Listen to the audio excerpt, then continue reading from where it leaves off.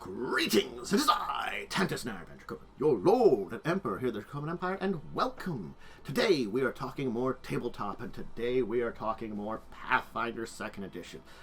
Today's going to be both a special one and an annoying one. And the reason I say it's an annoying one is we are going to be diving into a section of the Player's Handbook here, the core rulebook I should actually say, because that's what it's called, Playing the Game.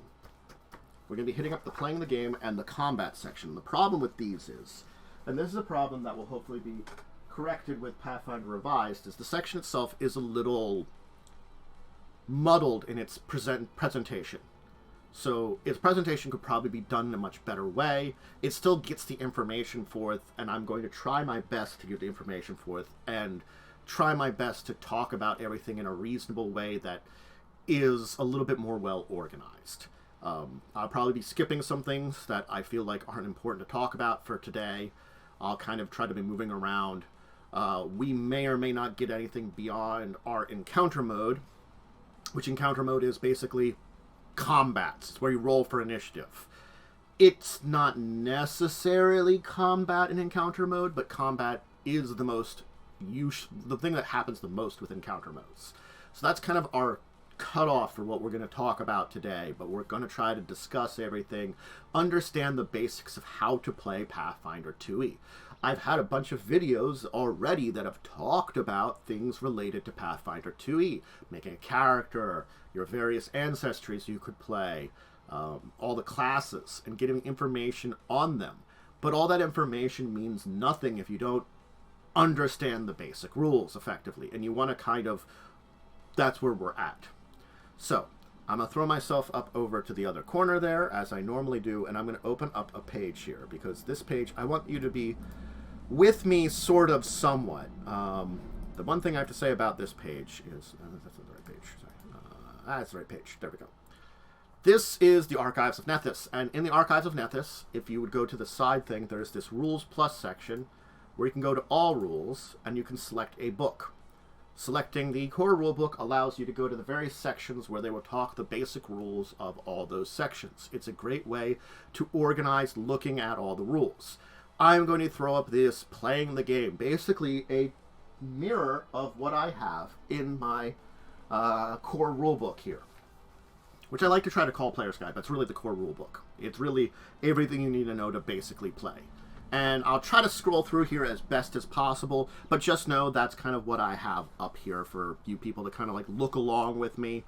It may or may not be the best to follow it because I'll be jumping around here a couple of times. So, the thing about it is, let's talk about playing the game. Most of the time, playing a role-playing game, the basics of it is you roll a die, things happen. It's a basic check. You make choices that affect it. Of course, our good old friend, the D20, is the, I'm going to zoom in here. The D20 is your standard way of playing, but there are plenty of dice that you're going to roll over the course of the time.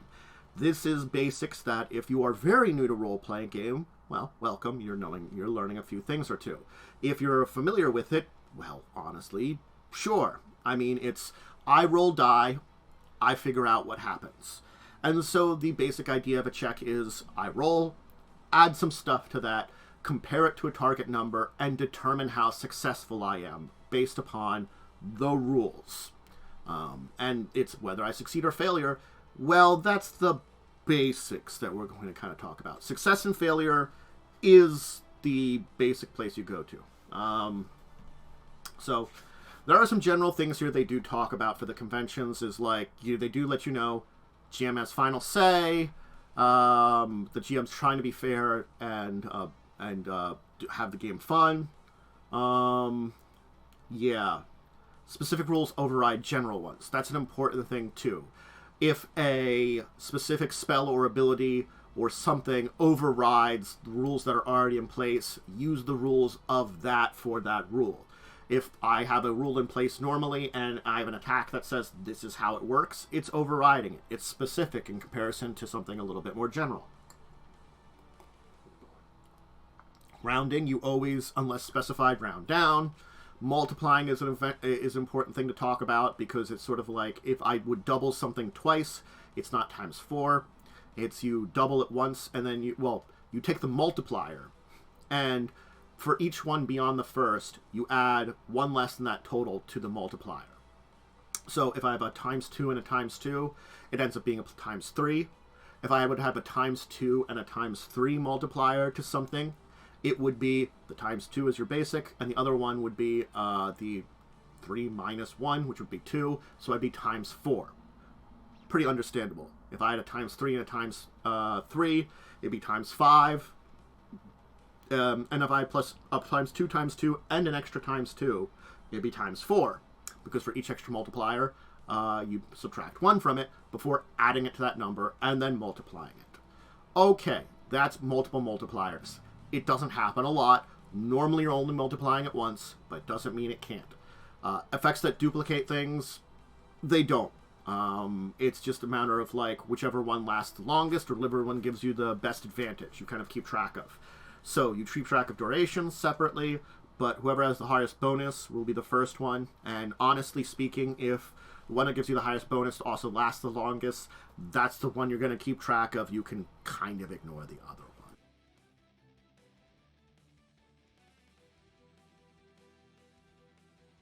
If a rule can be interpreted multiple ways, if it's too good to be true, it probably is.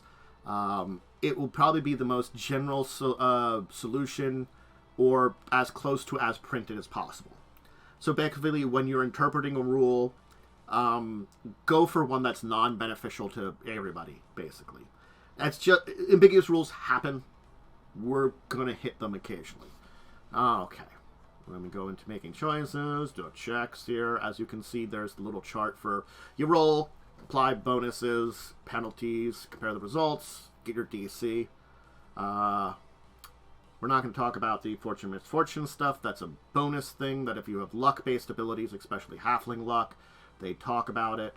All right, let's talk about our various steps that we have, because we had those 4 steps there. We'll talk about them. Identifying bonuses, penalties, and all that is a very important part of making any kind of check. Of course, the proficiency bonuses, I've talked about here, but I did want to hit it on again because I have the nice chart. If you're untrained at something, your proficiency bonus is 0. Trained, you're level +2. Expert, level +4. Master, level +6. Legendary, level +8. You know, most of the things you will end up being trained in. You will get some expert things, you'll get some master things, you'll get some legendary things. But you will still probably have some things you're trained in on your sheet. The idea of your level plus a number makes it very simple, very easy. You can keep track of it. It does mean, of course, as you level, bonuses get higher. Then we have, of course, a number of types of bonuses that you will happen. The proficiency, of course, is a major one that you're going to be dealing with. Usually it also involves one ability score with that bonus. That is your general modifier for most D20 rolls. Bonuses are positive, penalties are negatives. Modifier can be either of them. Those are keywords that you can kind of know about. Anyway. Circumstance bonuses are situational. Something happens, a situational bonus applies. There you go. And they do say that, like, higher the situational bonus, the better. You're not going to get multiple situational bonuses. They usually are not things that stack.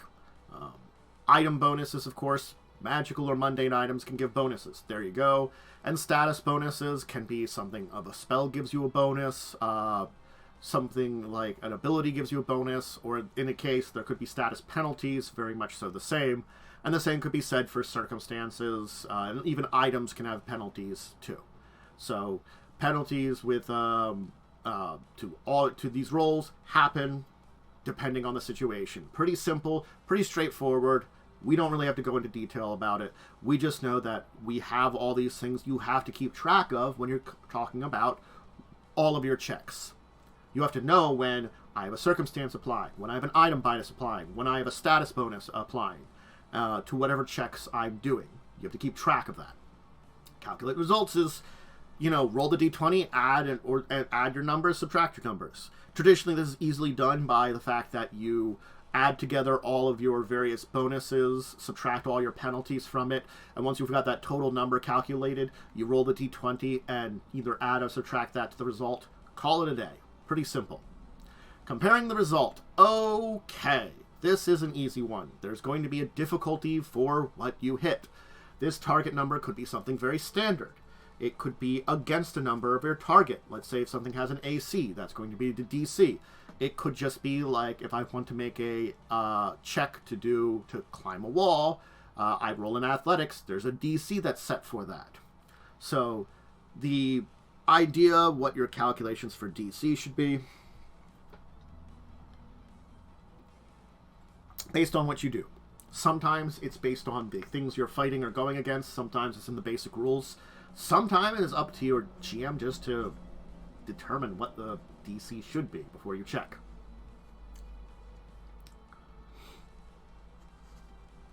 It comes down to there are fixed DCs in the system and non-fixed DCs. Fixed DCs would be anything based on affecting a monster you're going against. They have DCs built into them, basically. Target numbers to affect them with certain things. On the other hand, certain events based upon skills have DCs that are defined by uses of those skills. Those are defined. You will know those DCs by looking at those skills and being like, I want to do this with it. There are, though, then checks that come up that don't have a definition, and, have to come up with it.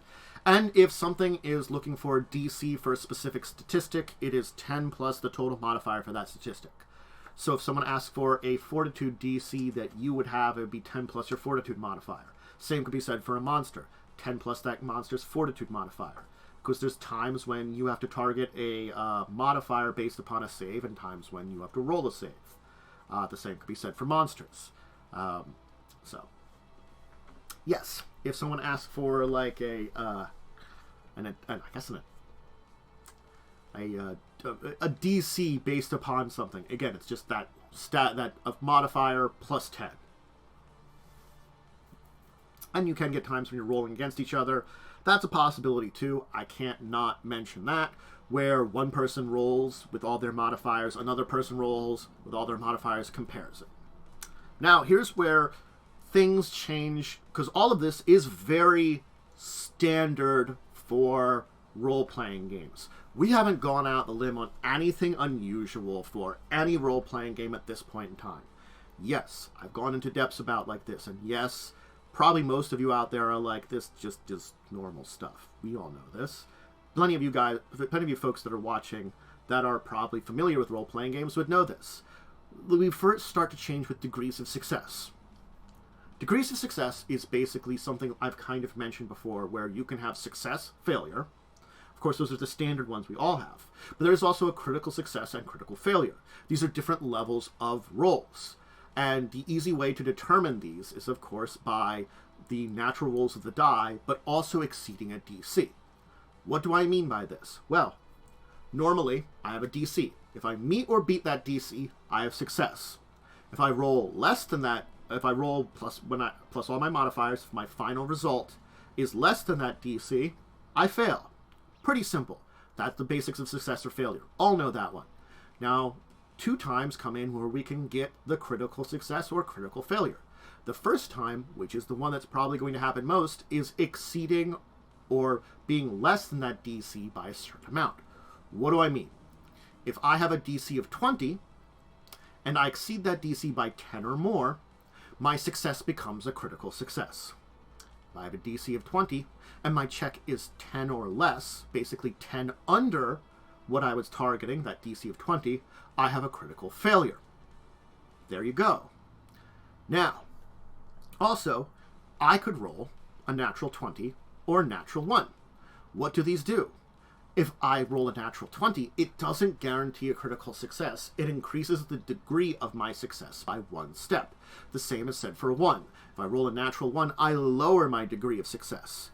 So if I would even succeed on a 1, it becomes a failure. If I'd fail on a 1, it becomes a critical failure.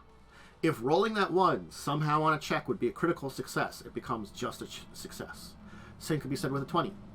If I'm rolling a 20 and that would have been a critical failure, which again, that's an awful check that you're doing something insane with that you don't have a bonus with, that 20 makes it a just normal failure. If a 20 plus your bonuses would be a failure, it becomes a success. And if it would be a success, it becomes a critical success. There's nothing above a critical success. There's nothing below a critical failure. An important part of this that I have to mention for everything, and this is something that they are not as great talking about with just the way they talk about it in the book here, is there is always a success and a failure. There is not always a critical success or critical failure. Whatever check you're doing will inform you whether there's a critical success or a critical failure associated with it. Otherwise, that doesn't matter. It's just success or failure. The check itself will define the degrees of success for that check. And there are basic checks in this book which define those, which you have to know those. I'm going to tell you right now, our good old friend the attack roll doesn't have a critical success failure normally. It has a critical success, and a failure. So every time I roll an attack roll, I can't get a critical failure. I can't.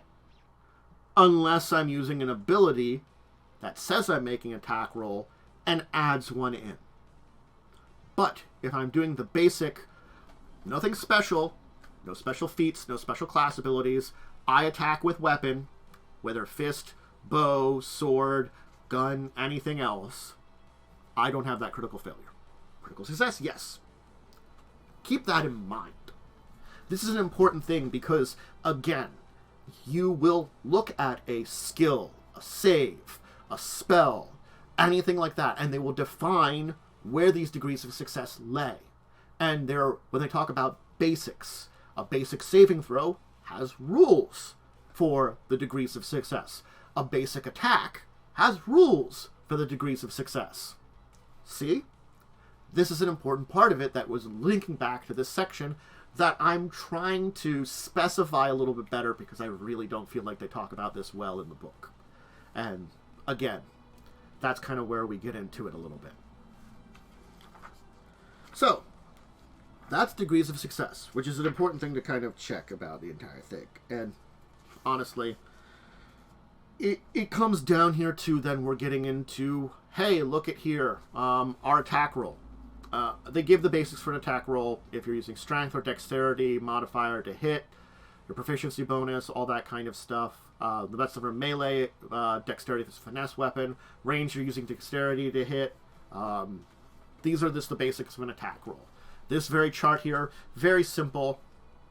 If I'm just taking a sword, rolling a melee attack roll, that's what I roll. I'd use my strength modifier. If it's a finesse one, I'm allowed to use my dex modifier if it's better, or if I choose to.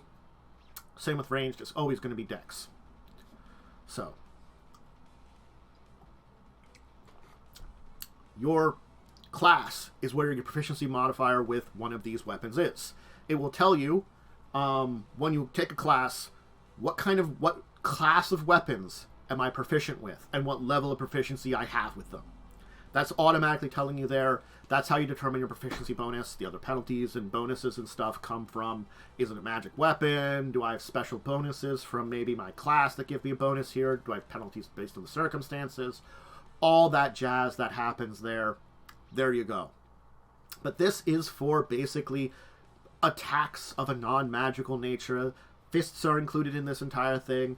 Penalties can come about. There are two terms here that we do have to mention. They do say this in the book here too. Stride and strike. Stride is, these are the basic actions, and they oftentimes are mentioned in places. So when I talk about a basic melee attack, I'm not going to call it a basic melee attack. I'm going to call it a strike. It is a simple attack that I make an attack with an attack trait with a weapon that I'm wielding, or an unarmed attack. That's basically it. There's a lot of abilities that will mention you make a strike. They'll say you make a ranged strike, or you make a melee strike, or you make a basic strike. But strike is going to be the term we're going to use from now on for our basic attack. The same can be said for a stride. A stride is a move action, a move trait, move action with the move trait that you move up to your feet in speed. Number of feet equal to your speed. Your speed is in feet. So if I have a speed of 20, I can move 20 feet. If I have a speed of 30, I can move 30 feet. If I have a speed of 50, I can move 50 feet with one stride.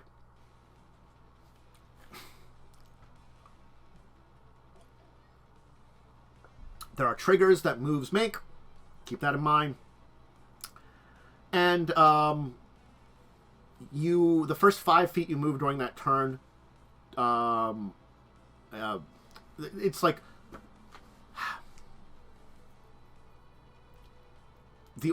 they do say that here.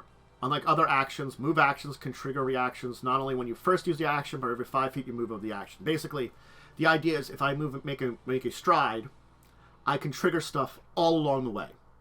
Unlike most actions, when I declare the action, I trigger stuff. So, yes. There is another thing here we'll talk about when we talk about some actions that you can take a step action and avoid stuff like that. Multiple attack penalties. Hey, here we go. This comes down to one of the basic core concepts of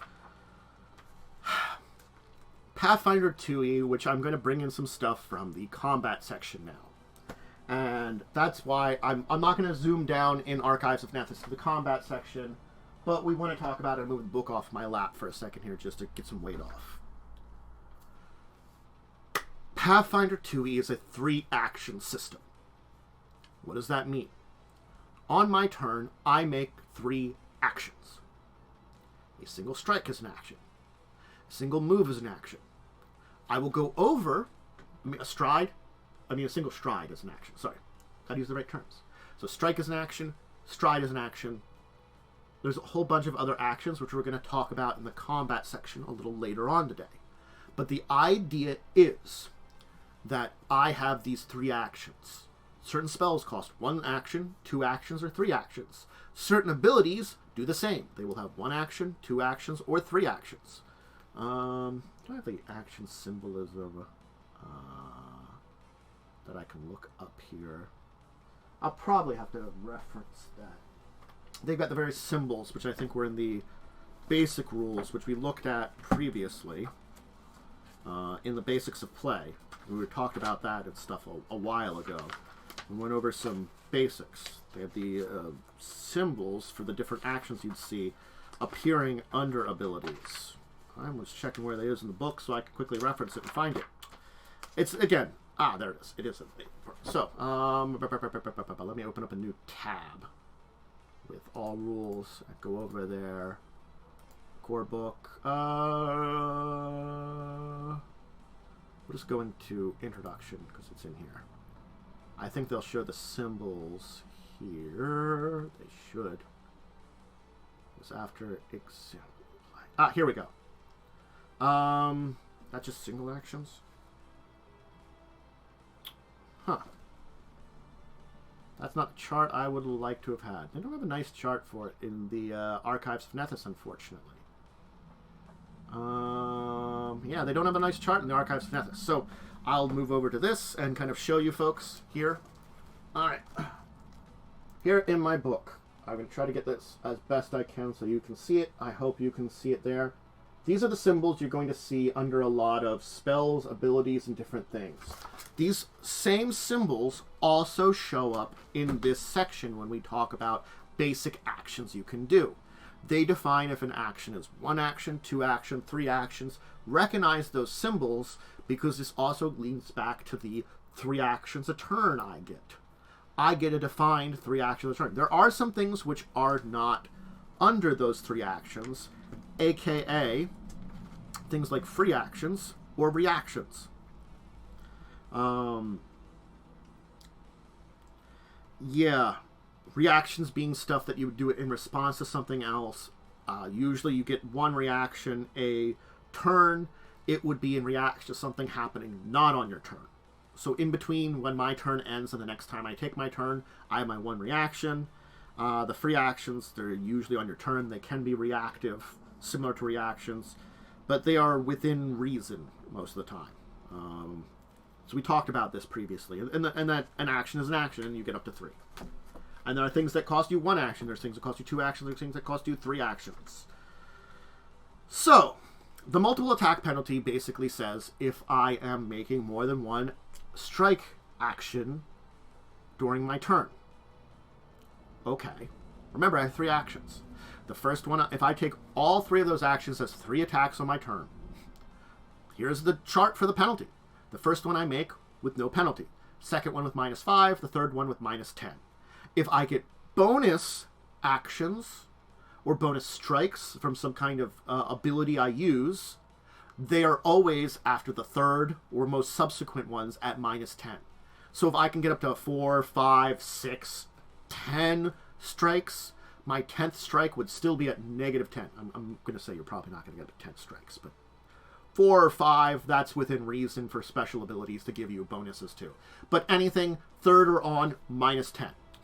Now again, they have the agile rules, which if you have an agile weapon, again, it's another type of weapon special ability, it changes to -4 for the second attack and -8 for the third attack and every subsequent attack, rather than -10. It means it's just slightly less penalty for multiple attacks. It's a little easier to attack multiple times. Boom. There you go. It is a penalty. Remember we're calculating bonuses and penalties for your modifier to your checks. These are penalties that apply for those checks. And a lot of times, certain ones will define whether or not this attack, counts towards things. Sometimes you can use a action that says this counts towards both your first and second attack, though it doesn't have a penalty. This counts as all 3 of your attacks, though it doesn't have a penalty. Which would mean that if it would be 2 actions, it would count as all 3 of my attacks. I do something crazy, my subsequent attacks would still be at that highest one. Or it could mean that if I use like 1 action, it still might take up my first and second attacks, and that means my second action could count as my third and subsequent attacks for penalties. These are specific things that might define that, but it's good to keep that in mind, that specific abilities will mention how it interacts with this chart.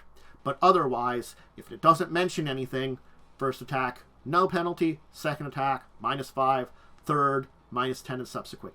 Even if I have an attack that uses 2 actions, my second attack on my third action is still at the -5.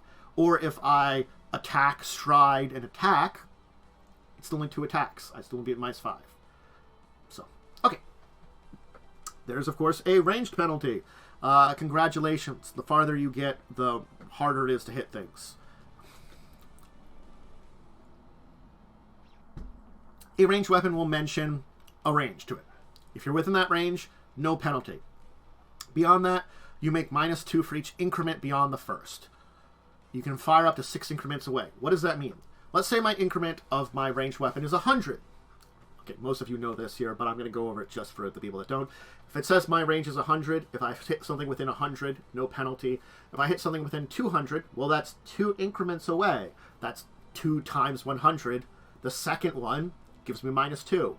I can fire up to 600 away, which is 6 increments. At that 6 increments, I'd be -10 because it would be 5 beyond the first. Pretty easy.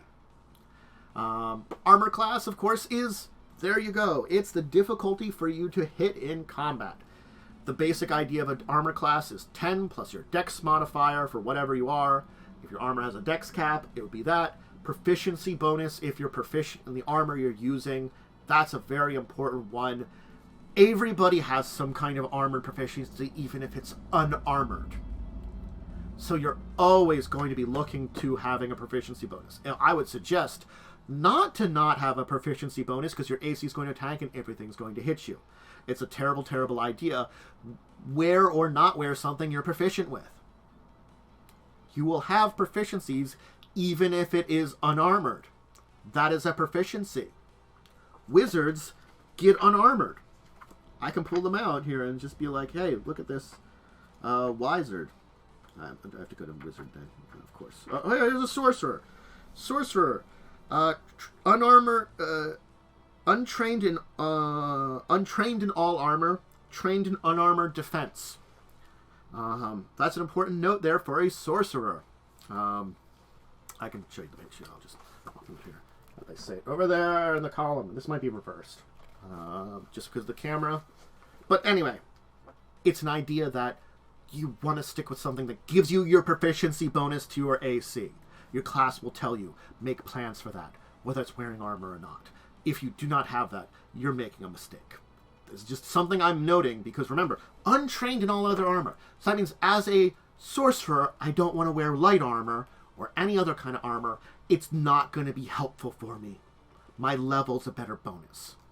Then armor item bonus to AC. If you're wearing some kind of armor that gives you bonuses, other bonuses and penalties, there you go.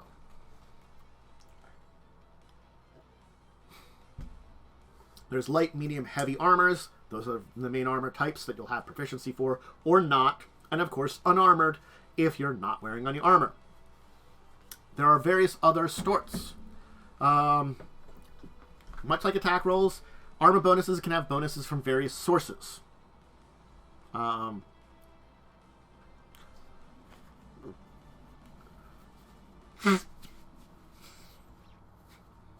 Sources will tell you if they stack. That's an important thing. I should have muted. I didn't like have a big honk though for that one. So that's an important thing about bonuses to armor. They will normally be like your armor's AC items. Your armor's item bonus to AC is probably the big one, and other bonuses will inform you where stacking occurs, similar to attacks. It will mention you if you get bonuses to various places from attacks and whether they stack with other bonuses or not. Most of the time, unless stated otherwise, they don't stack. They're very similar, especially if they're things like circumstance bonuses. Different types of bonuses, though, wouldn't. Same with penalties, too. It can be very circumstances or armor gets the shit beat out of it. So spell attack roll we should mention here because it's another thing that you can do. Hey, there's a lot of spellcasters. They can attack with a spell. What do they use? It's basically the same as any other attack roll, but instead of dexterity or strength, they use your ability modifier for spellcasting. So if you're something like a druid that uses your wisdom, you'd add your wisdom. If you're something like a wizard that uses your intelligence, you'd add your intelligence. If you're something like many other classes, like a sorcerer has choices, same with a bard, that you're going to have, I think actually bard is occult, so it's charisma. Bard's charisma.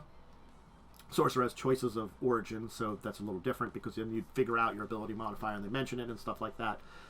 But anyway, that gives you a basic idea. A lot of times spells have a attack. Or there are times when your spells have a DC associated with them. The spell attack oftentimes goes against things like an AC or a save DC of a target. But it's based more upon your bonuses for a spell attack because you're doing something a little bit more, I'm directing something at someone. So the difference between a spell attack roll and a DC roll, though, because a spell attack roll, as I said, I can hit the target's AC. I could also target something like maybe sometimes their save DC. A spell attack is going to be something, very directed at that opponent. That's where that makes really a lot of sense, because I'm directing something. I'm rolling against a target for that target. I'm rolling directly against that person. On the other hand, there is another thing that can happen with a lot of spells, and that's a spell has a DC. 10 plus your ability modifier, plus your proficiency modifier, plus other bonuses and plus. Your DC, which has that 10, is a target number for a save for the target to use. This is for something that's a little less targeted. Area effects, or things that are generally set up in a zone, or set up that the person can wander into. So you can see the difference between them and why sometimes they roll a saving throw, or you roll against their save DC. One is more direct, the other is more indirect. And I hope I've explained that correctly as to why you would have these things, why you'd use them differently, and why sometimes spells use them differently. This is part of this entire thing I wanted to kind of dive into. Perception, it's very simple. Everybody has a perception. You have a proficiency based on it. Your perception is two things. The most important of those things, of course, is actually your initiative, not the thing we're talking about here. I'm going to talk about that when I talk about combat shortly. But That is technically the more important thing. As much as it's wonderful to have, perception to see things and to notice stuff, which honestly comes up a lot. Basically, pretty much all classes are at least trained in perception. You're going to roll your class modifier to notice stuff. In the same way as you're going to add your, level to most initiative checks. So, we'll talk about initiative, though, because initiative's not only perception, it's just usually perception. Now, there are circumstance bonuses that apply to both of those situations, and they will mention it. Perception shows 9, like a spyglass would give you perception when attempting to see distances far away. Most times something gives you a bonus to perception. It will tell you if it's for a certain sense or for initiative. And we'll mention that specifically. And whatever ability you're using generally determines the perception DC for it. And you have a perception DC of 10 plus your perception modifier. That's another thing which could come up, because things could try to be stealthy in certain ways and target your perception DC.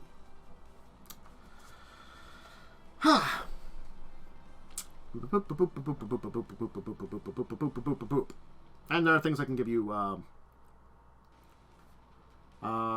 Perception for initiative. We should talk about that then too. Basically, most of the time, they do mention it in the book. They don't mention it here per se, which is kind of interesting. Oh, they do say it there. Yes. Most of the time, your perception is also your initiative check. You don't roll a DC, you just roll your check. Everybody is compared. Highest number goes first, lowest number goes last, and kind of go in order from highest to lowest and put it together. If you are tied, you compare your bonuses. Higher bonus goes first, etc., etc. There are more rules for it. I'm just mentioning this boat here because they talk about it in this section here. We'll talk about it more in a minute. Let's talk about saving throws, because this is another big thing. And hey, if you're familiar with Pathfinder First Edition, you're probably familiar with these kind of saving throws. If you're familiar with D&D 5e, you might be familiar with saving throws as a general ability. But from Pathfinder First Edition and D&D 3rd Edition, D&D 4th Edition, there were only 3 saves. These are the ones: Fortitude, Reflex, and Will.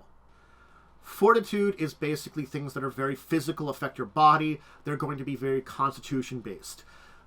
If we're talking D&D 5e, this also includes a lot of times what would be your strength saves. Would also go into your fortitude now. They are still only constitution score based, so that's an important thing about it. But basically it affects your body, afflictions, debilitating things that happen. That's fortitude. Reflex is dexterity, so it'd be the dex save if you're talking 5th edition. It's avoiding things, pretty simple like that, using that to gracefully get out of the way of problems. Will save, of course, is things that attack your mind or spirit.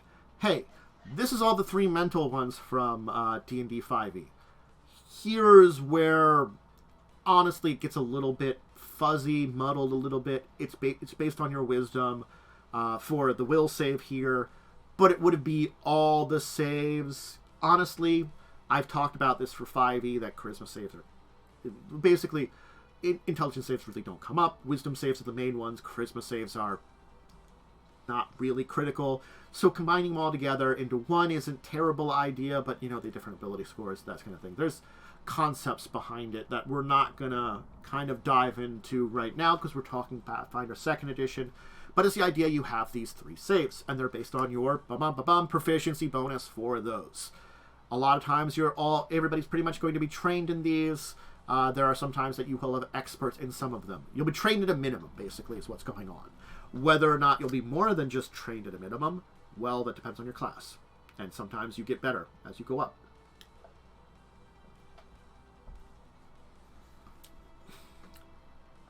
Saving throws, don't use your actions, don't use your reactions most of the time. Sometimes they do, but that's usually when you're doing a special action or reaction that just has you make a saving throw as part of it. So, again, special cases for that. But most of the time, you just make one. Though, again, circumstances will tell you otherwise. Basic saving throws. basic saving throws basically have what I talked about when I talked about degrees of success. Something that you're making a saving throw against will call for a basic one. This means that ability does not need to define degrees of success for it. That's what it means by saying a basic. I think giving an example, as Fireball give a basic saving throw? I'm just going to check there for it. I think that, yeah. Saving throw for a Fireball is a basic reflex. It means it doesn't have to define what success, failure, critical success, critical failure are for the Fireball, because it's calling for a basic one. Any spell or ability that calls for a basic, right here, this little bit of a chart here that we're looking at, right here, I hope you can see my mouse, you can see my mouse, okay. That defines all basic saving throws. It's important to know about it. Basic refers to this. It doesn't refer to the simplicity of it, but this is like your standard saving throw, whether it's basic fortitude, basic reflex, basic will. Here's the standard for it. It defines, if you make a critical success, you take no damage. If you take success, you take half damage. A failure, you take full damage. And critical failure, double damage of the listed effect. The spell, hazard, or effect that caused this. It's simple. Knowing this is something you probably generally just don't need to memorize. Critical success, no damage. Success, half damage. Failure, full damage. Critical failure, double. It's not difficult to memorize that and know that all the times that basic saves come up, that's how they work. Defined right there in front of you. We talked about skills. We talked about skills and their checks. It's very similar to all the ones. You have an ability modifier for a skill and a proficiency bonus, other bonuses, and a 220 result. There are times you're untrained at skills and your proficiency bonus will be 0. You can still roll them. There are times when you use a ability score other than the key ability score. It's rare, but it can. It's something we talked about when we talked about skills. If a ability calls for a DC of a skill, it's 10 plus your total modifier. That's an important other thing. You can have DCs for skills.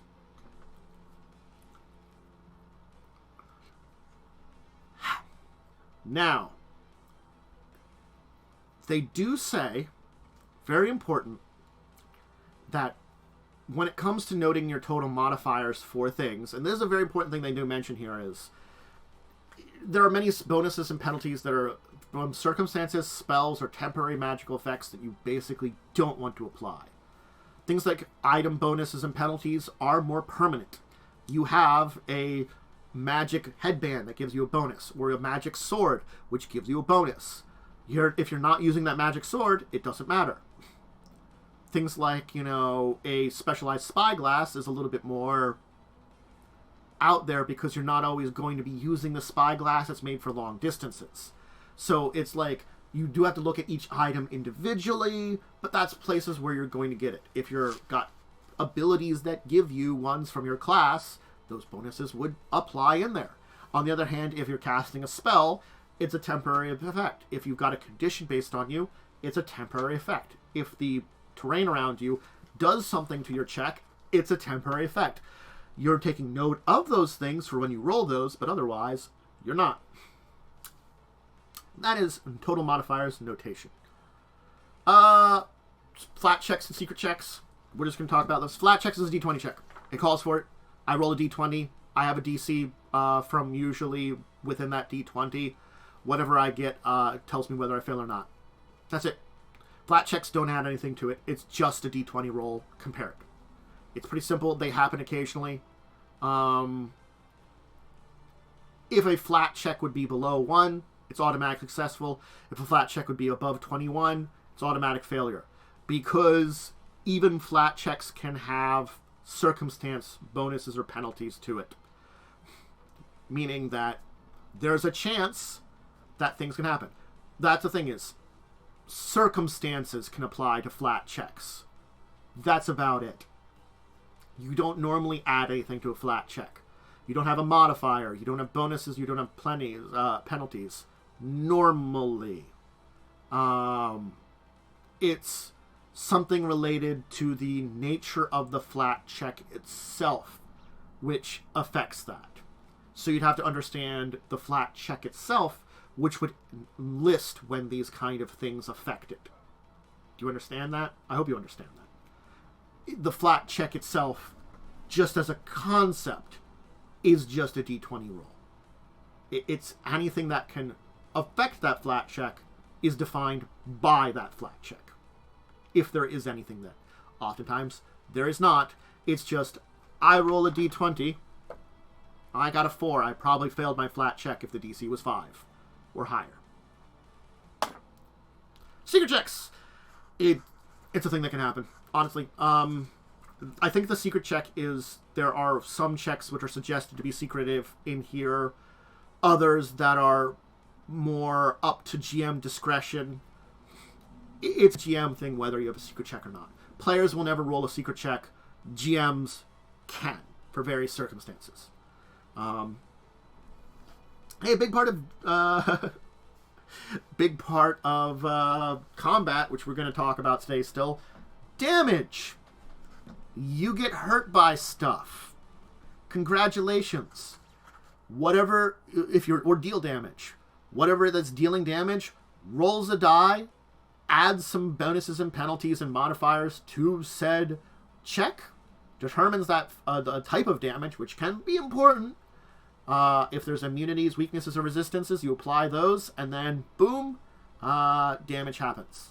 That's why step 2 and 3 of this entire thing are basically one step in a way. It's sort of like, do you or the target have immunities, weaknesses, or resistances? If the answer is yes, then you need to know the damage type.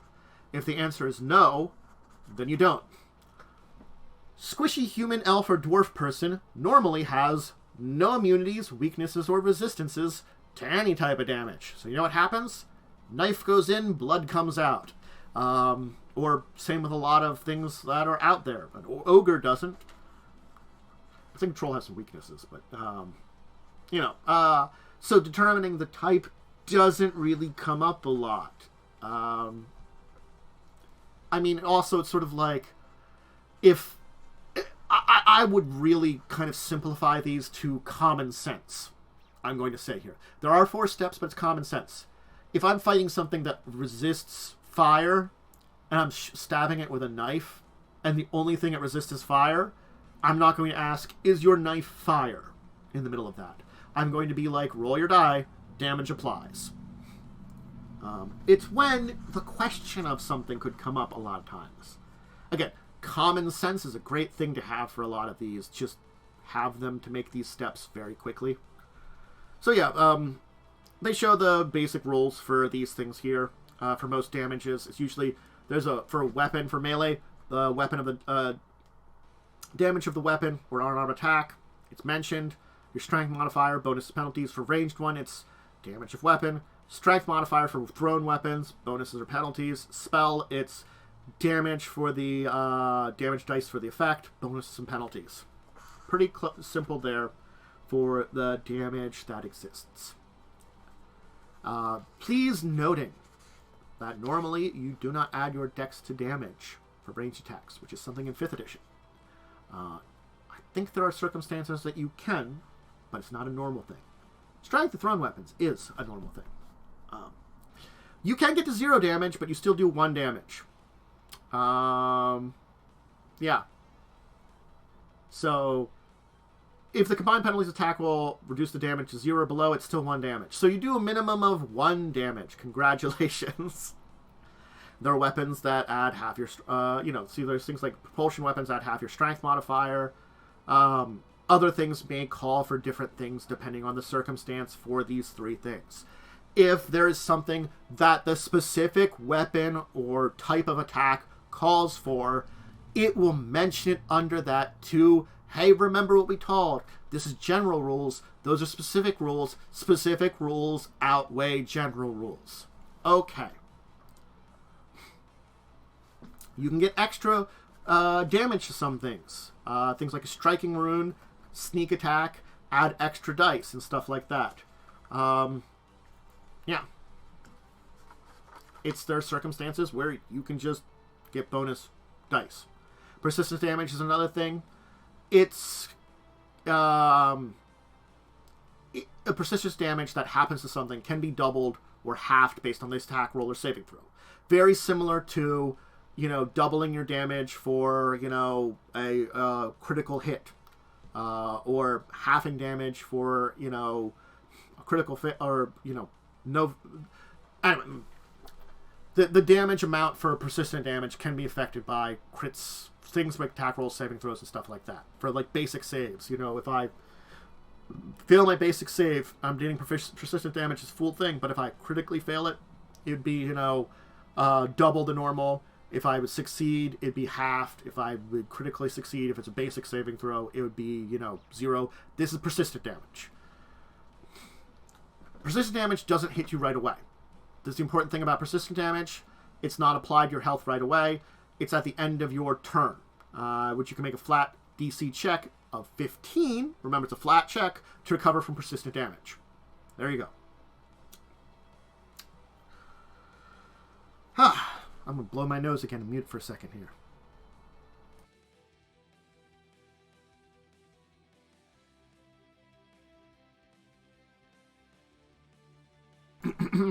So, for doubling and halving damage, you make your roll and calculate the damage before you do any doubling or halving. So, if I'm a D6 plus 5, I would roll my D6 here. Add 5. I rolled 1, I'd have a 6. So now I know my number is 6. If I need to double it, it becomes 12. If I need to half it, becomes 3. Again, round down if you half it. That's an important thing. Meaning if I had a D6 plus 1 and rolled or just a straight D6 on some kind of damage, let's say, and I rolled a 1, it's still minimum 1, but it would be round down, so, minimum 1. But what I mean is, if I rolled a 3, it would still be 1 damage. There are options that allows you to roll the dice twice and double the modifiers, bonus, and penalties of the entire dice. But that's usually for single target attacks or spells at low level, when you don't have a lot of die. Effectively, and of course there are some special die that are added to an attack which aren't doubled. They specifically mention they aren't. Things like a flaming weapon rune don't get doubled. Honestly, double the entire thing is probably the easy way of doing it. But if you want someone to be like, I want to roll 2d6 because I do 2d6 on a critical plus my 10. Man, I rolled a 5 and a 6 on my rolls. That's an 11. I did 21 damage on this critical. That seems pretty cool, rather than just rolling.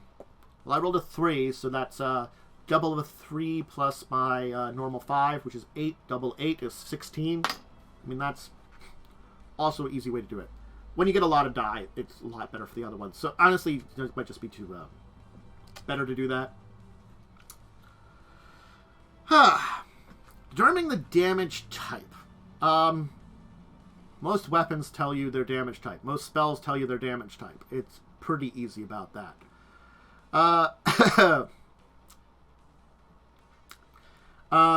You might have precision damage, dealing more damage for hitting a creature in a vulnerable spot, or when the target is somehow vulnerable. That's kind of separate a little bit for damage types and stuff like that. They talk about the different types of damage here that can come up. This is a chart in the book for damage types to notice. Physical damage, bludgeoning, slashing, piercing, pretty standard. You've got energy types being like acid, cold, electric, fire, sonic are the ones that you'd have for basic energy, but there is also positive and negative that usually deal with healing, undeath, and that kind of thing. And of course, force damage, which is general, something like a magic missile. All these different energies tend to be spell effects more than anything, or magical effects more than anything. So energy damage tends to be very much hit on that. But these are very standards across many fantasy-type RPGs. There is also alignment damage. Alignment damage, basically, this is something that's kind of going away, and I'm interested in how they're going to change it in the new revised edition, which has been announced, which I guess I should have mentioned that the revised edition is going to be coming out, and that is dating this episode. So it's pre-revised edition. I think I mentioned that at the beginning. But alignment's going away in the revised edition, so I'm going to tell you right now, alignment damage, it's a thing. It might come up. Keep an eye on it. It might also change. That's a one that's kind of like, you know, it affects creatures specifically of an alignment with that damage. Mental damage. If you're not mindless, it deals you damage to your mind. It's psychic-based things. Of course, there are poisons that do poison damage. So that's a thing that's described there. Bleed damage is an ongoing damage that can happen to you where you bleed out. It's a type of persistent damage. Precision damage, of course, is hitting a kind of special spot. Things like the rogue sneak attack are precision damage. It is a type of damage, and things that are amorphous or lack specific anatomy are oftentimes immune to precision damage. Something like a amorphous creature. And then precious metals can particularly take advantage of weaknesses oftentimes, like a lycanthrope with silver weapons. So all of these damage types matter in this circumstance, but you can see that you can kind of like figure out what my attack is, take a look at whatever you're targeting, and then see what matters, if it matters at all. If it does have immunities, weaknesses, or resistances, you would apply it. Immunity, you would take no damage from that specific type. You're immune to it. That's it. You can have a temporary immunity sometimes. That would also similarly apply to the entire thing. Is it does not affect you.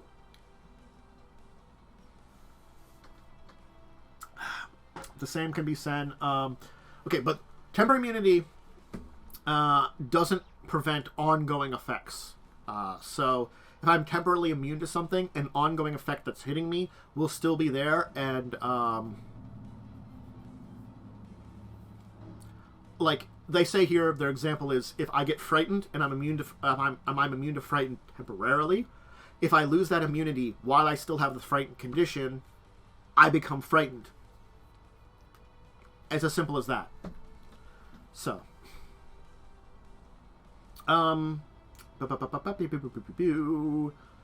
weaknesses, double damage. It's pretty much a pretty simple one. Weakness isn't double damage. I'm sorry. It's going to be the amount of extra damage you take. See? This is a good thing for me to go over it because, again, I'm not 100% perfect on the rules. So, being here with you helps sometimes to notice a couple of things that I don't always remember. And now I do, you know. It's you basically take extra damage. So they give the example here that if you're doing 2d6 fire damage, something has a weakness of 5 to fire, it would take 5 extra fire damage. Similarly, resistances reduces an amount of damage by a number. So if you have resistance 5 to fire, you would take 5 less fire damage to a minimum of 0. So there's possibility of resistance to all damage. You know, if a effect has multiple damage types, you kind of do them like different resistances. But there's ways of calculating resistances and stuff too. Keep an eye on it. If it comes up with complexity, there's a section here to check out for it though. But we're gonna keep going because I do want to keep up. And then the final step of that entire thing is boop boop boop boop boop boop. You apply the damage to the hit points. That's it. They do mention non-lethal damage here, which is an important thing to talk about. You can make a non-lethal attack to knock someone out instead of killing them. When a weapon has the non-lethal trait, it does it automatically. You take a -2 circumstance on attack rolls made to make a non-lethal attack using a weapon that doesn't have the non-lethal trait. And spells or effects with the non-lethal trait reduce the character to 0 hit points. It knocks them out. Basically, the idea is if I'm choosing to knock something out, I either want to use a non-lethal trait or take a -2 penalty to do it. And it still does damage to them. But if it would reduce them to 0, they get knocked out.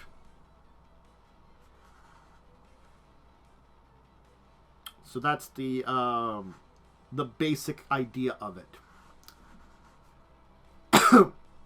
You're trying to reduce them to 0 hit points still.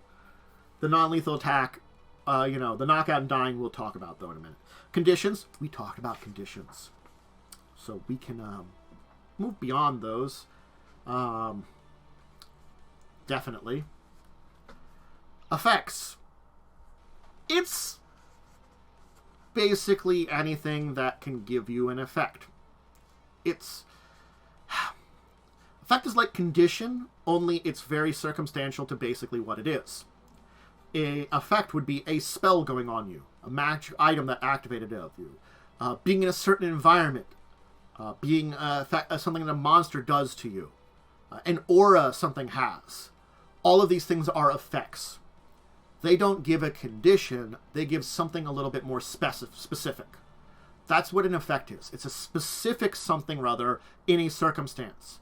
If I'm holding on to a sword, that the sword does something to help me out, it might not need, it might give me an effect that goes on.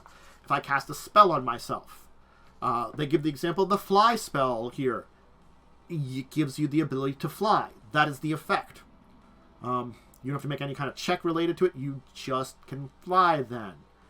But again, there are a lot of different effects that can happen. The duration of effect is usually based upon whatever effect it happens to be. It will mention how long it affects. It might have a fixed number of rounds. It might have a specific number of ones. The range and reach of effect is defined by it, targets of it, area of it. A lot of these also come down to spells again. There is a line of effect and line of sight are two different things. This is going to be something I'm going to talk about, which was one of the problems that they don't really get into to 5e, but they are a thing to think about, and it was more of an issue in Pathfinder 1st edition. So, line of sight is able to basically be able to perceive something. You're not blocked by a solid barrier. You can see something that's there. Something like darkness that you can't see through would obscure it. Mist would obscure your line of sight to the target. A non-solid barrier like a portcullis would not. And they say like a 1 foot square gap is enough to maintain line of sight. It is one part of this entire thing. The other thing is line of effect. It's an unblocked line from you to the target. That is a line of effect. If it's behind a physical barrier, it's blocked. Visibility doesn't matter. Again, they do say a 1 foot square gap is enough for line of effect, or circumstantial based on GM, for going through barrier. But the darkness, the fog, does not block line of effect. So you do not need line of sight to have line of effect. There you go. That's an important thing to distinction between the two of those. It doesn't come up a lot, but it does come up occasionally that sometimes you need to see something to hit it with an ability. Sometimes you just have to know it's there to hit it with an ability. You might not need to see exactly where it's at. Those are two different times. But it's good to know the two different things here. Other than that, a lot of these are basics that actually apply to spells, like areas of a lot of effects and things like that. We're not going to dive deep into afflictions, but afflictions would be things like, poisons, diseases, curses. There are a bunch of sources of afflictions. What's the list of sources? So they come in a different format. They have a basic format. Name, trait, saving throw, onset, maximum, duration, and stages are based on it. You can have multiple afflictions, virulent afflictions, which are very hard to remove. So there are rules for afflictions. I've got a list of different types of afflictions. Not that they missed here in the book, unfortunately. But they come in.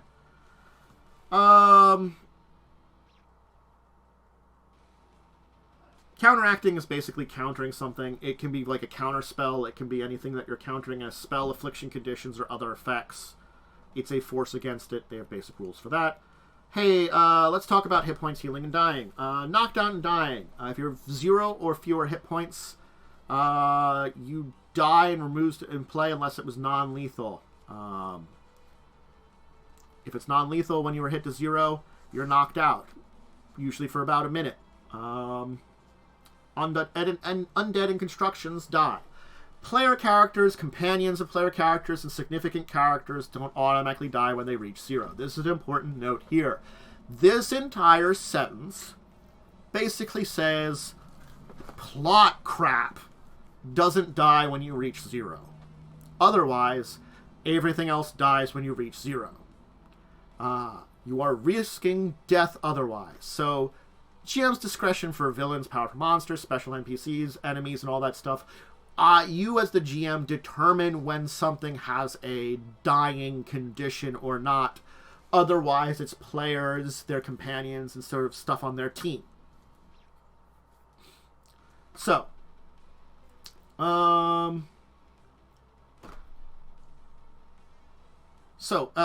when you're reduced to 0, you immediately move your initiative to right before the turn that you were reduced to 0.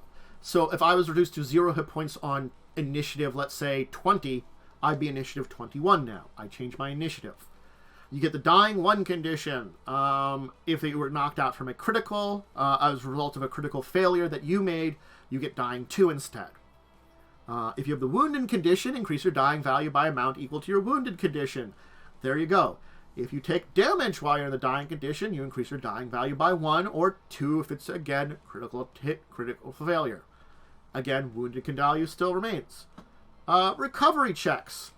At the start of each of your turns, you will make a flat check with a DC of 10 plus your current dying value. If you make a success, you reduce your dying value by 1. Crit success, reduce it by 2. Failure, increase it by 1. Critical failure, increase it by 2. I forgot to mute again. Damn it, I'm so bad at that blowing nose sometimes. When you reach dying 4, you die. That's pretty much the standard. Whether or not there's something else that can change that number, that's specific rules, not general rules, but generally speaking, reaching dying 4, you die. If you lose the dying condition by succeeding a recovery check, you're still at 0 hit points and still unconscious. There are rules for waking up, which we might go into. If you have 1 or more hit points, you automatically lose the dying condition. Anytime you lose the dying condition, you gain wounded 1 or increase your wound by 1 if you already have it, unless otherwise specified by said ability. Think of rules for being unconscious. Here's a bunch of them. If you can be unconscious with more than 1 hit point. They give rules for that too. Wounded, again, it's something that adds to your dying conscious. And doomed. Doomed basically reduces the dying value that you can get to. So if I'm doomed 1, I have to get a dying value of 3 to die. And when you die, you're no longer doomed, congratulations. And doom decreases at a full night's rest. These are just related to this. I think I've talked about these with the conditions. And death, you can be resurrected by things like Resurrect Ritual or Raise Dead spell.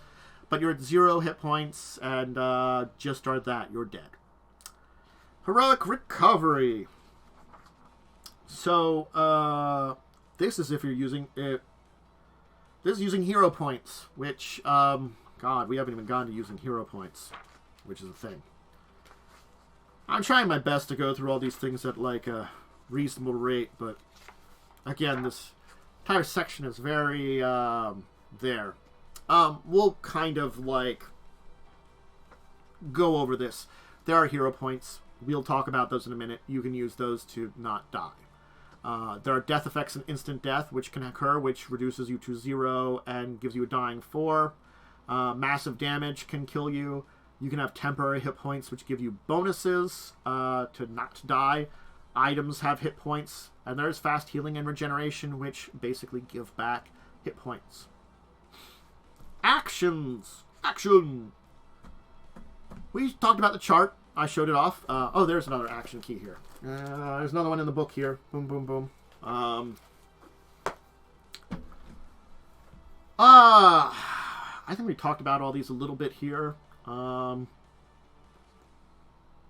are times that there are actions that, go all at the same time, and times that actions to go in an order, subordinate actions, and stuff like that. Certainly there's activities that can happen during exploration and downtime. Basically, there are 3 periods of time you're going to go about in the course of your game. encounters, exploration, and downtime.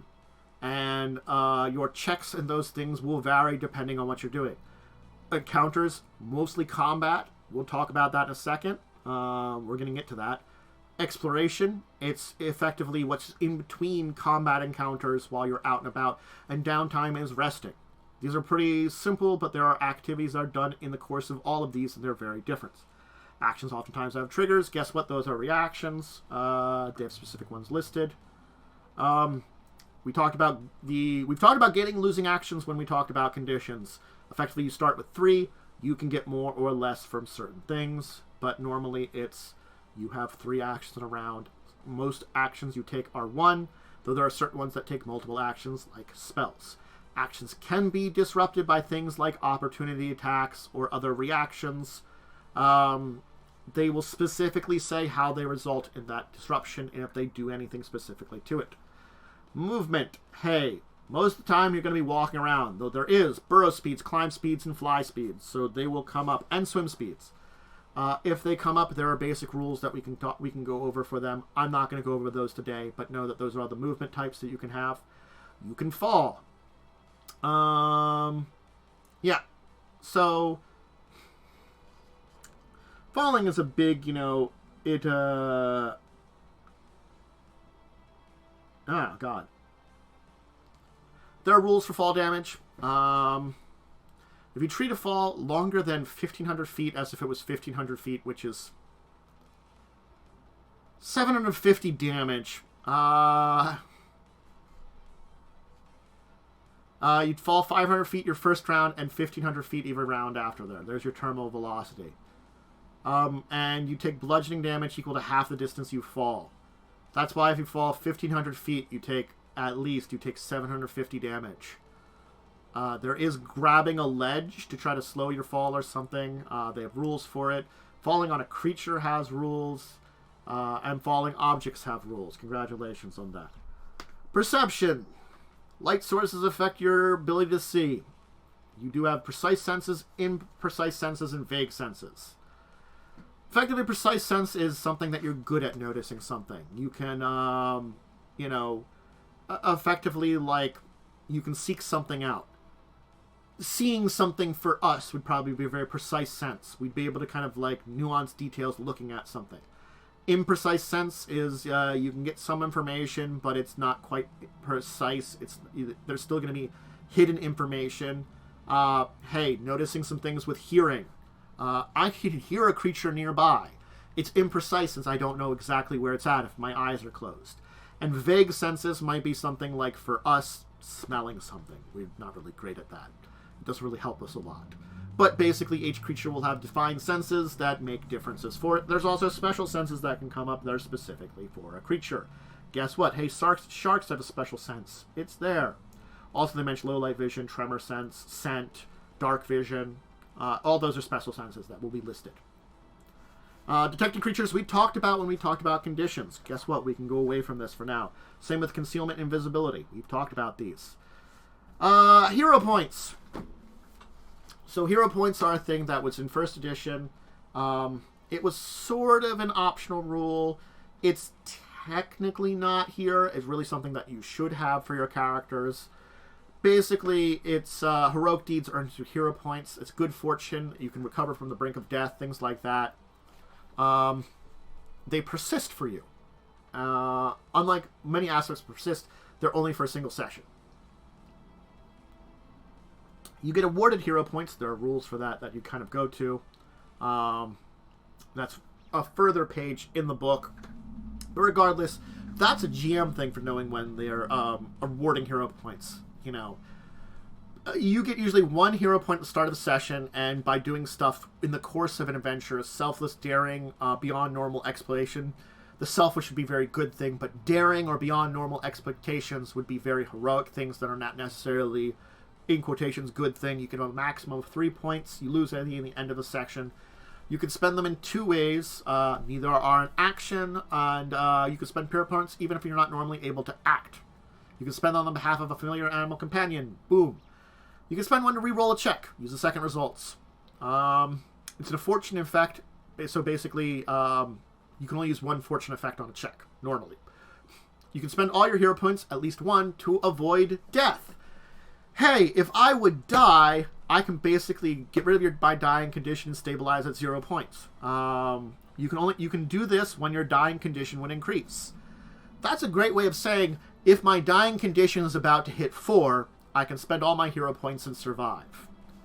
And you can describe hero deeds to kind of add some flair and stuff to it, but I'm just going to go to page 507 just for a second here. In my book, not going to flip over to your stuff here. Just to check if there's anything else on hero points that I want to mention as a GM. No, it's a basic thing. It's a type of reward you can give your players for basically doing kind of crazy things that they shouldn't be able to do, very daring things, or being relatively good characters. Remember, most of these adventures tend to be adventures where you're playing the good characters. It doesn't mean you can't play more evil described characters, but oftentimes they will have their own sets of rules that make you more, in quotation, heroic for that. All right, one more thing to talk about today, and that's encounters. We've finally gotten to what really boils down to the combat section. We've hinted at combat a lot here, but I will let you know that encounter mode is not just combat. 95 to 99% of the time, it is. There are other situations which make the encounter mode, and it may come up. This would be a situational thing that applies to that kind of structure of encounter mode. This is, again, combat encounter, major encounter. Most of your encounters are going to be combat. It's just that there can be sometimes other combats. Of course, you start by rolling initiative. That's the basic way. We set your orders. We figure out who's going. Then you play a round of combat. You play the next round of combat. You keep going until one side is defeated, whether that's being a truce, surrender, killing them all, whatever circumstances end the combat, ends it. The initiative order goes away. We're outside of initiative. Rewards are divvied up by like experience points, any kind of earned things. If you get treasure, you divvy it up, stuff like that.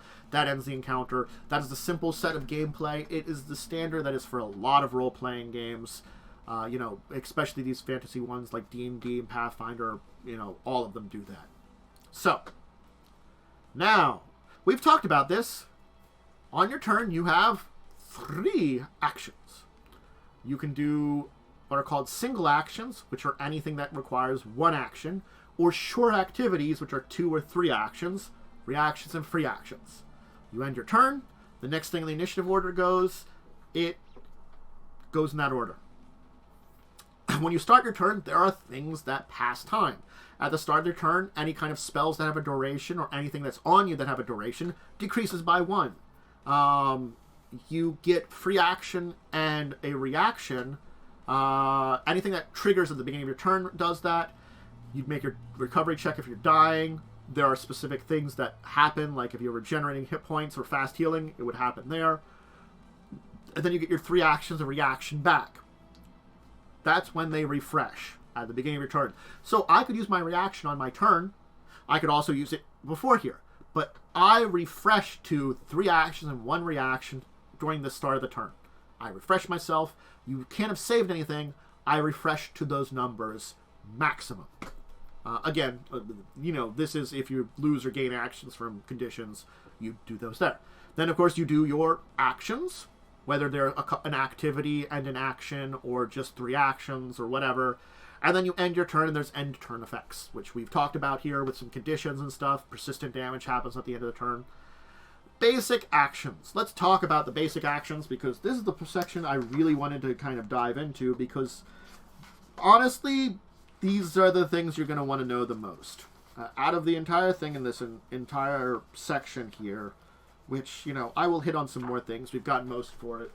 These are the ones that are going to happen a lot. Aid is a reaction that you can have. You can try to help someone with a task. You have to be ready to do it. And someone's about to use a skill or attack roll, and they're willing to accept your aid. You can use your reaction to aid them, to give a bonus.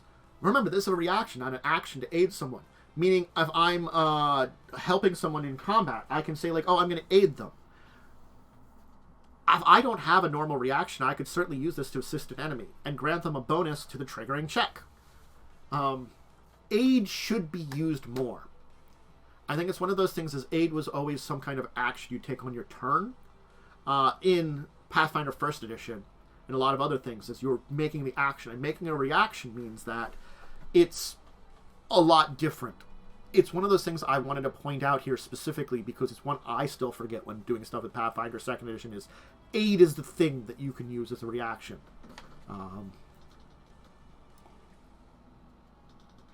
again, they do say you have to use an action during your turn to prepare to help.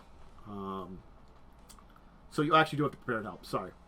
But you set up the reaction then. You spend one of your actions to basically give a bonus to someone later on. Anyway, okay, so I was right that there were things there. It's complexity that seems a little unnecessary complex. Anyway, it's kind of like readying something, but you're readying to help someone. That's a great way of saying it. Crawl. You crawl 5 feet with one action. If you're prone, your speed is at least 10 feet. There you go. Delay. Delay is, what is that symbol? Is that a reaction? Oh, no, it's a free action. Delay is a free action. Okay, sorry. I'm just remembering my terminology here, too, a little bit. So, delay means I permanently change my initiative to a new position. You remove yourself from the initiative order, and you return to the initiative order as a free action triggered at the end of another creature's turn.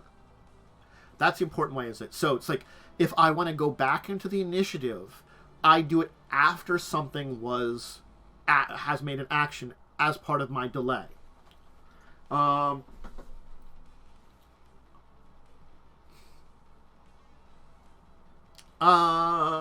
So, if you have any persistent damage or negative effects that affect you normally at the start or end of your turn, they occur immediately when you use the delay action. That's an important part of it too. So, I have negative effects. I have persistent damage on me. I've delayed. Rather than having normally at the start of my turn stuff happen at the start of my turn, and the end of my turn stuff happen at the end of my turn, all of it happens at the start of my turn now because I took the delay action.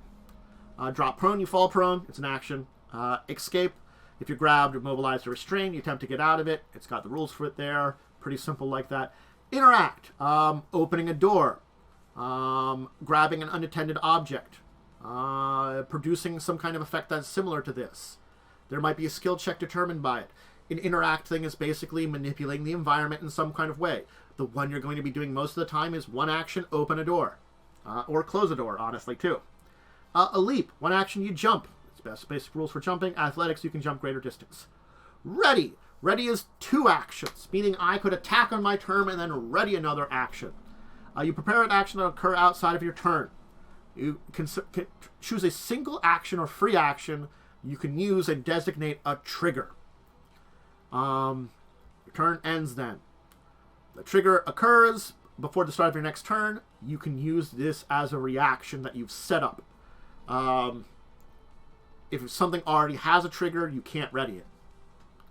And they do mention multiple attack penalties will stay now. So if I make my attack and then ready another attack, that will still count as a second attack that I would have in that situation. Free action release. Drop something from your hand. Pretty easily there. Action to seek. This is making an active perception check to notice things that are stealthy or notice something in your area. This is something that you might be doing a bunch, taking a look around during combat. Sense motive. It is still one action. It's kind of reading the body language of something. It's a perception check against the creature's deception DC to kind of get its mental state, kind of information about it, some basics way that it's kind of acting. That's definitely one that might not be... it's a secret check, too, if you notice there. That's one that might not be necessarily in a lot of combat encounters, but can happen in encounters. Stand for prone. Step. Hey. This is something that was called the 5-foot step in original Pathfinder. They don't really have something like this in 5e, but basically, I move 5 feet. It doesn't trigger reactions, like attacks of opportunity, and anything else that can be triggered by moving or leaving a square. You can't use the step in difficult terrain. And you can't use a step with a speed other than your land speed. These are both important things to note. And you have to at least have a speed of 10 feet. But basically, it's I move 5 feet and don't trigger anything. Stride, move up to your speed. Strike, attack with a weapon. Hey, look at here. Critical success or success. They specifically note these here. Failure's still there. They're not mentioning failure because failure doesn't do anything special. But it's one of those things is like, you have a success or failure. They specifically define what a success means. They don't define a failure because you don't need to define a failure here. Those are the ones I told you. Everything has success or failure. That's what I told you. Whether it has critical success or not, I told you. There's no critical failure to a strike. So taking my third attack at a -10, where I might get what would be considered a critical failure, doesn't do anything to me. A critical success, on the other hand, deals double damage. I'm criticaling with a strike. Take cover. You move behind an area, duck behind cover. It's effectively, it's when I'm near something that could give me cover, I get into cover with this action. That's the idea of it. I'm near a tree or near a wall. I don't really have to move a lot to be in there, but I'm not really like trying to use it to defend myself. This is you getting into a position to try to defend yourself. Speaking, it's really like they talk about that is, it's not necessarily an action. It's, you know, sort of just there as part of it. But, you know, rounds, in fact, like kind of 6 seconds, so you don't really say a lot. You know, keep it simple. Specialty basic actions. So these are very specific circumstances, but honestly, these are the common ones that could come up. So these are the ones that are very special, they're very circumstantial. You're not going to be using them all the time, but they do arrive. Arrest to fall. Effectively, you have a fly speed, you're canceling out a fall. Avert a gaze. Something has horrible visual abilities to you, like a Medusa trying to turn you to stone. You get your eyes out of the way. Burrow, you dig through the ground. Fly, you fly. Grab an edge as a reaction. You're plummeting. Mount, get on top of a mount. I mean, like, you know, point out. If you see something that is hidden or undetected, you can inform your allies where it is. You point it out with an action. So it's not just like you say, like, oh, it's over there. It's like you give specific information and define it to your allies in a way that they can then also target stuff and knows that there's something. And, of course, then raise a shield. If you have a shield, you put it in your way to protect yourself. Gaining the bonus to AC. And, you know, if you have shield block, using a shield block. There are stuff that takes longer than normal in an encounter. Spells with a casting time of 1 minute are an example of stuff along with other skills. You don't do these in combat unless you want to spend all that time. You lose it if you get interrupted. That's as simple as that.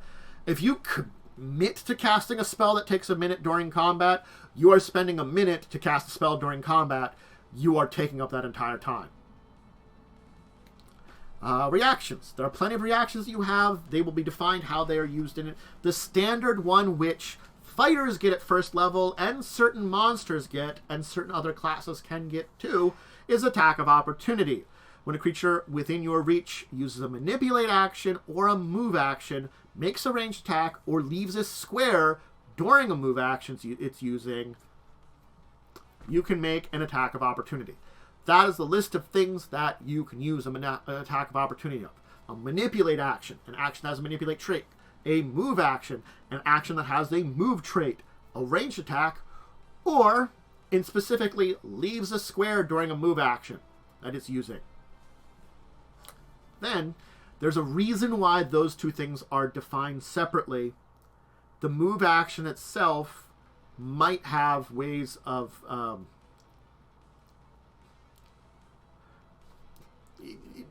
pointing out the difference between a move action and leaving the square do make a difference.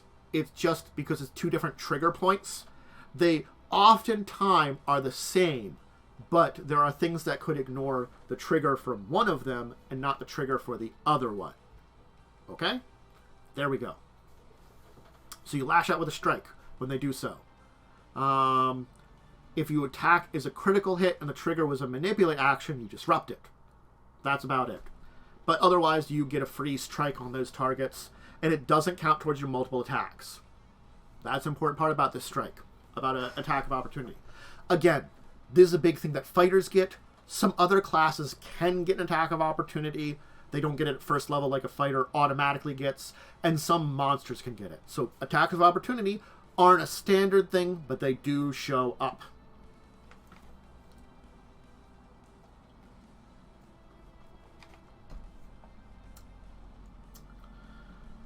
Alright, so grid movement. Movement during encounters. You know, if you're not using a map or a grid, it's theory of the mind, you have to make sure to sort of know numbers in your head. But if you're using a grid, this is an important part that's different than a 5e map. That's a standard Pathfinder rule. Is each grid is a 5-foot square. That's a standard. But diagonal movement has always worked differently in every Pathfinder system. This applies for the same for 1st edition and 2nd edition. When you're moving diagonal, your first square is 5 feet, the second square is 10 feet. The third square is back to 5 feet, fourth square is 10 feet, and it goes back and forth between those two. So it goes 5, 10, 5, 10, 5, 10. So if you'd move 30 feet, it'd be 5 feet, 10 feet, 5 feet, 10 feet. I would move 4 squares diagonally. If I could move 60 feet, if I somehow get a speed of that, I could move then double that.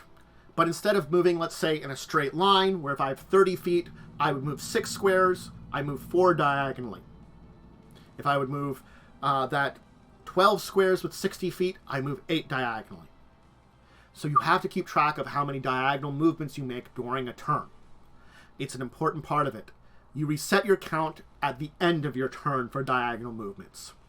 But the thing is, if I'm using multiple stride actions to move, and moving multiple times, they are still added together. So if I make one diagonal movement and then a bunch of horizontal or vertical movements during my first stride, that still counts as one. And if I'm using a second stride then, after I did something there, and I make a diagonal movement, that counts as my second, as my 10. Space and reach is a thing. Depending on your size, oftentimes will determine if you have what kind of space you take up on a grid and how far you can reach away. There are a difference between creatures of a size that are tall and long. So that's also an important thing to determine between the difference of if I'm taller, traditionally I have a greater reach than if I'm longer.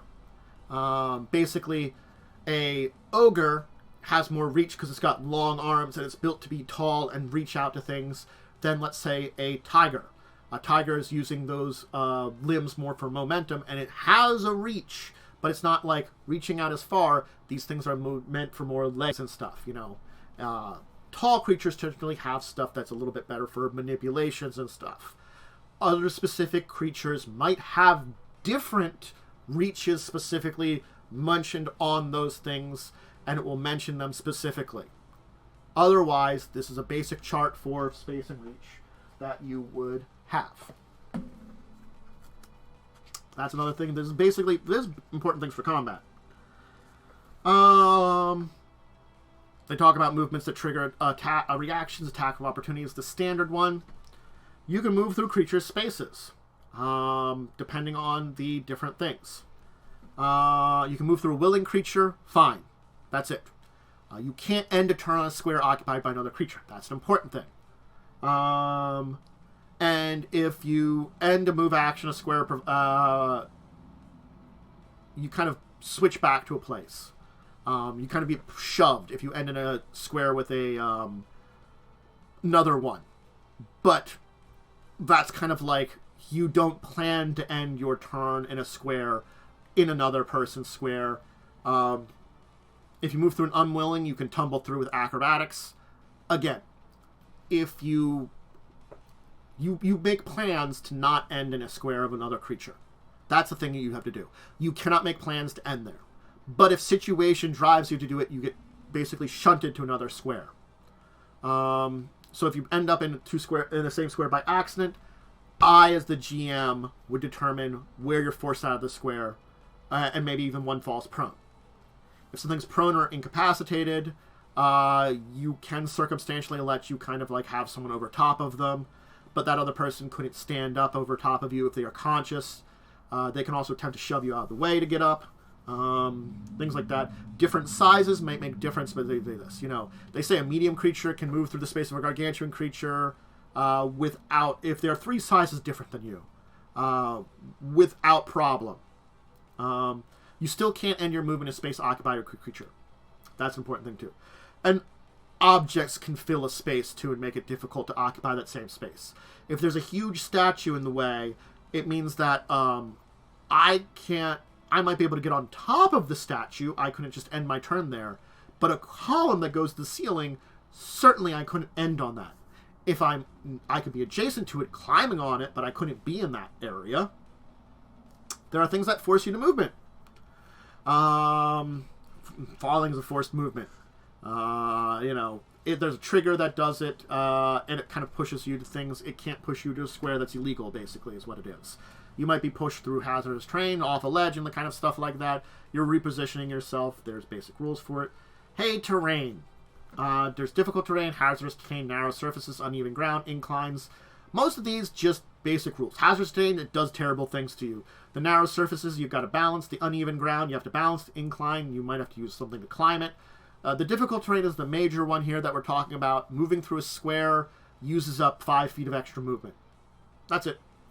There is also greater difficult terrain, which uses up 10 feet of movement. So you determine the type of difficult terrain it is. It's either going to use up extra movement to go through that difficult terrain, and that's it.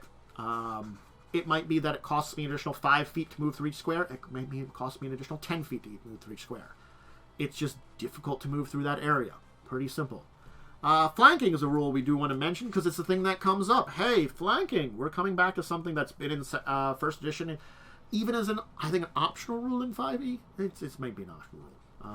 But basically, the creature is flat-footed to melee attacks coming creatures that are flanking at it. That's it. If you flank with someone else, then you and that other person now have this thing flat-footed to you, whether flat-footed abilities come up or whether or not just the -2 circumstance penalty to AC comes up. And you have to be on the opposite side of that creature. You have to draw a line through the center of that creature's space. This could mean if it's multiple squares, if it's a larger creature, you still have to be able to draw a line through its center across the opposite corners or sides of that. So those are the rules of it. It has to go through the center, and it has to be going from opposite corners or sides to determine if you're flanking or not. So if I draw a line and it goes to the center, but it's not going to opposite sides, which should be really difficult to do, but honestly, I guess you could figure out a way to do that. It's not flanking. Or if you draw a line through it and it doesn't go through the center and doesn't go to opposite sides anyway, you're not doing it. So yeah, you have to be able to draw that line in between those two creatures. The origin of that line doesn't matter. It has to originate from your square to your friend's square. That's an important thing to note about this. I just have to draw that line across. Cover, things that block you. We talked about cover. It gives you a bonus to AC and reflex staves. It allows better for stealth and stuff. There's a lesser cover, standard cover, and a greater cover. And they say which ones you can hide behind. General rules. You can use larger creatures as cover or special circumstances which can add cover. There's special battles, and we're going to end today with this, generally talking about these special battles. I'm going to switch my book away because we've finished up.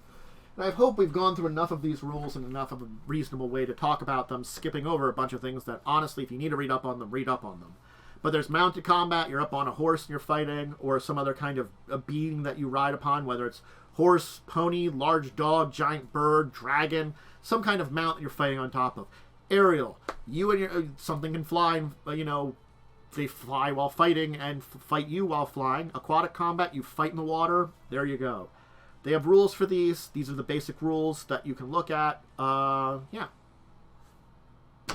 Hey, and there are some rules in the Game Mastery Guide for running encounters if you want to look those up for AGM. But we're not hitting up that right now. We were hitting up on this basics. And I think we are hitting our done point for today. This was, honestly, a lot. I've been going on now for quite a bit, and I understand how this can all be a lot of stuff to talk about. And I'm going to try to break down this entire section into some chapters that people can understand and look at a little better. And I'm hoping that helps you folks with that when it comes down to this. I'm going to do my best to chapter out this a little bit at least. The entire idea is there is this section, this everything I've talked about today.